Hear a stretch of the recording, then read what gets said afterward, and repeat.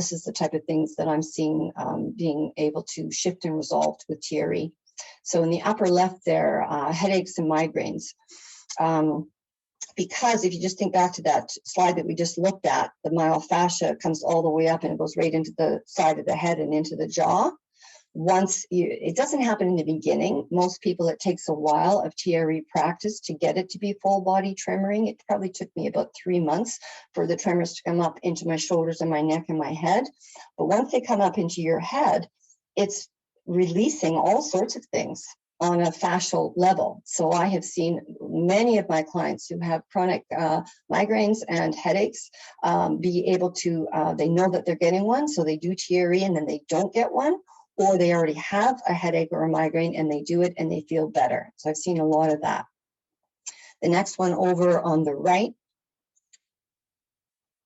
overall flexibility.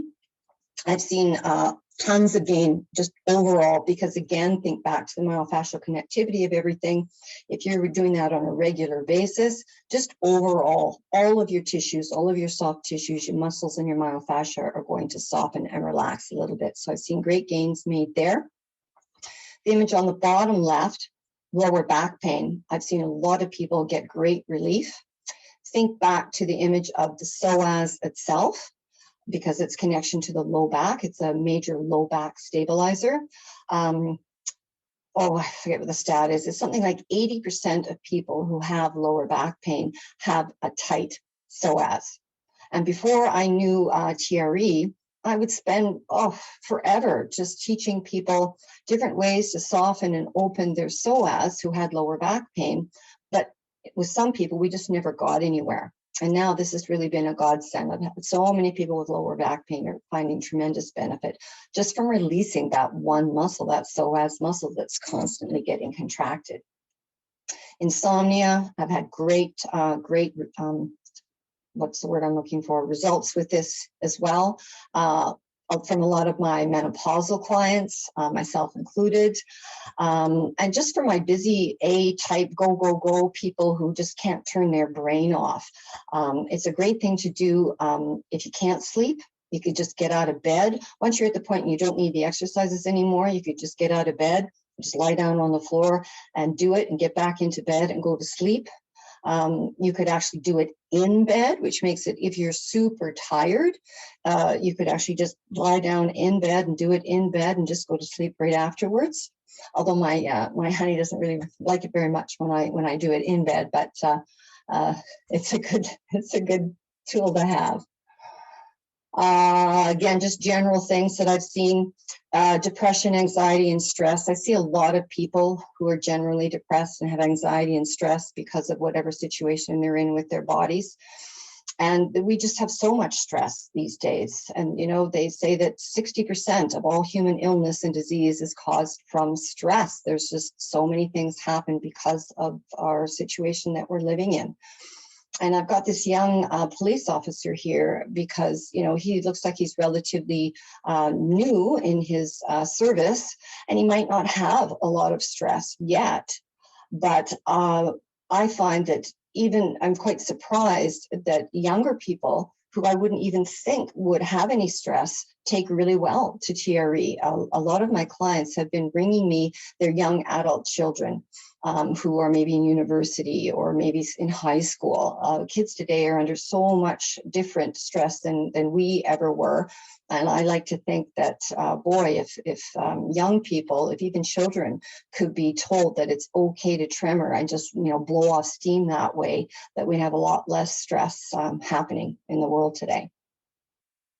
So again, I'm talking about things that I've seen really shift with TRE practice. So the top one that I've got here is persistent pain, because in my line of work in a rehab setting, 9 out of 10 people that I see have persistent pain, and persistent pain can really wear you down day in, day out. You become one raw nerve. It's like your whole body hurts. And I have found everybody that I've taught TRE to that has persistent pain says they say it's just a godsend, because it doesn't hurt to do TRE. It generally feels very good, and they always feel really good afterwards. And actually, I just thought of this. I just took, in this last course that I took with Dr. Griselli, and Dr. Stephen Porges, the polyvagal nerve guy.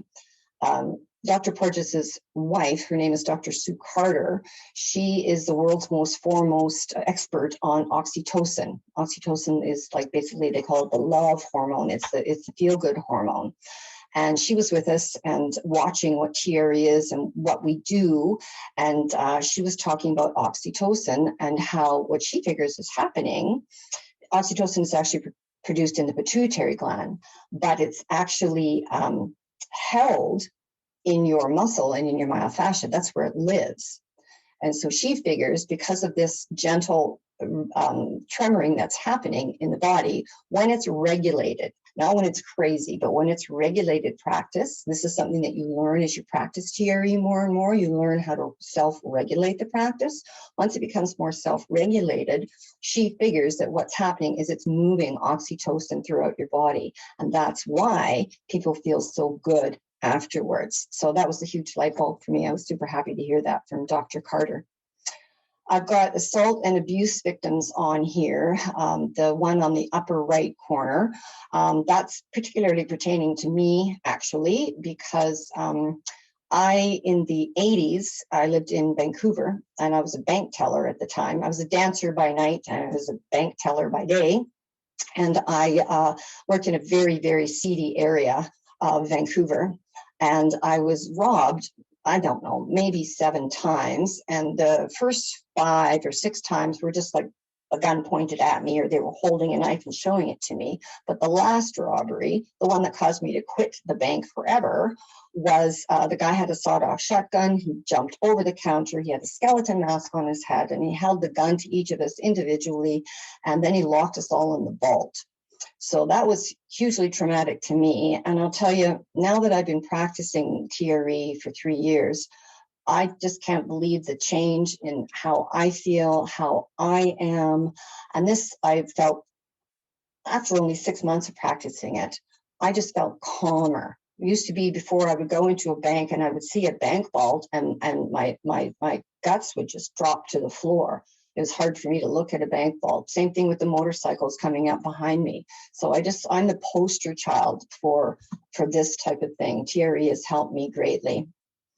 And at the bottom there, I've got developmental trauma victims, because I've got a very good case of this that I had a fellow come to me who had lower back pain, actually. He was about 60, and he had lower back pain, he said, for as long as he could remember. He thought he was maybe 10 when he started to have back pain. And so as I started to work with him, and I was quite a new TRE provider at the time, I'd only been teaching for about 6 months. And what I discovered was that he didn't breathe. He really never took a full breath. And then we got to know each other a little bit more, and he shared with me that he and his mother would have to hide from their abusive father for hours and hours on end. And they would hide in closets and various places in the house, and his mother taught him not to breathe. She taught him how to make absolutely no noise, don't take a deep breath, and just barely breathe so that they wouldn't be found. So once I realized that, and then I could really start working with his breath and get him to open his breath, and I did this through TRE. And he had been to everybody, like he had been to physio, chiro, injections, you name it, this guy had done it. Meditation, there wasn't anything he hadn't tried until we did TRE. And he was finally able, it took about, I'd say maybe 3 or 4 months of continual practice, a lot of breath work during TRE, and he got his breath back and his back pain was gone. So that's an extreme example, but it's a real shining example.